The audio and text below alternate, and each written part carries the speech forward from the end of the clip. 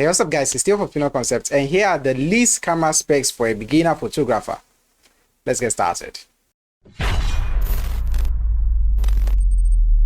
Now, as a beginner, you don't necessarily have to invest in the most expensive or high-end camera equipment before you can even start taking photos or videos. So if that's the case, then let's talk about the least camera specs that you should consider. First on the list is resolution. A camera with a minimum resolution of 12 megapixels should be enough for a beginner photographer. So if your final output photo is going to be less than the 12 megapixel size, then why should you consider getting a 24 megapixel camera or a 43 megapixel camera, which is going to break your bank? And I say this because if you are going to be posting on Facebook, Instagram, or any other social media platforms, or even sharing with your clients on Google Drive or any online platform, usually the file size is lesser than that 12 megapixel. Also, this resolution allows you to take photos which can be printed on an 8 by 10 inches or A4 sheet without losing quality. The second thing is the sensor size. Now, I've already mentioned why everyone should upgrade to a full frame camera. That video is up here or down in the description below.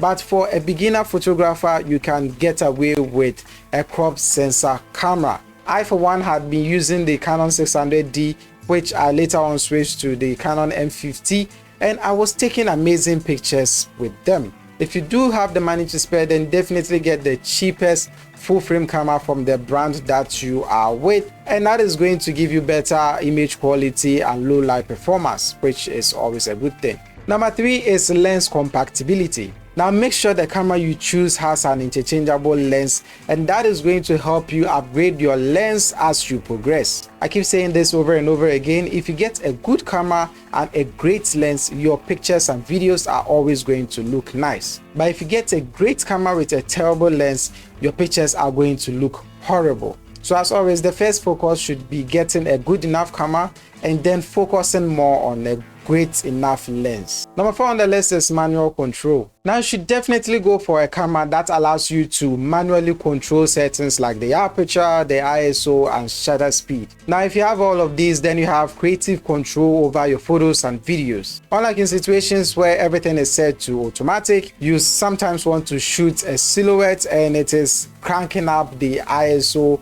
or making the images very bright. This is not so helpful. And a good thing with getting a camera with manual settings is once you get comfortable with all of these settings, any camera at all that you pick, you have a fair idea of how to use it. For number 5, we have video capabilities. Now, I don't know about you, but if you have a camera for taking photos, then you don't necessarily have to get another one to shoot videos. Not in this day and age. So at least a camera that can shoot 1080p videos at 24 or 30 frames per second is just fine. If it is able to shoot 720 at 60 frames per second, I mean, you can do away with it. I used to use the Canon 600D, I'm saying this again, to shoot my earlier videos on YouTube, and I was just slowing them down from the 60 frames 720p. So in natural sense, the smaller 720p size, I'll just enlarge it to 1080p and just slow it down by 50%. The next on the list is having in-body stabilization.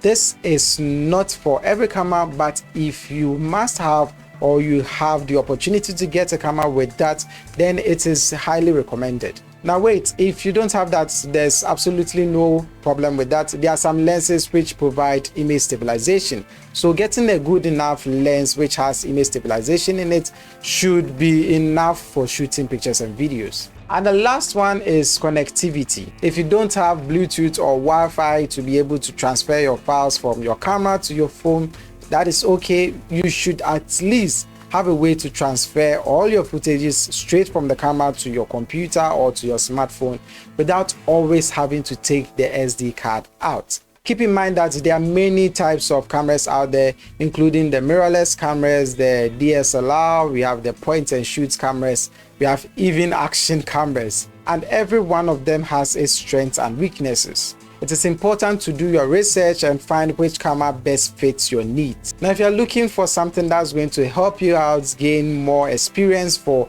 a photography business in the future, then I'll recommend you get the cheapest mirrorless camera available. If it also has a full frame, then you should definitely consider that one as well. But always keep in mind, get a good enough camera and get a great enough lens. Anyway, thank you guys for watching. If you like this video, please give it a thumbs up, subscribe to this channel and other channels which I have them linked below. And as always, don't forget to share with your family and friends. This is Theyo for Final Concept, and I'll talk to you guys in the next one.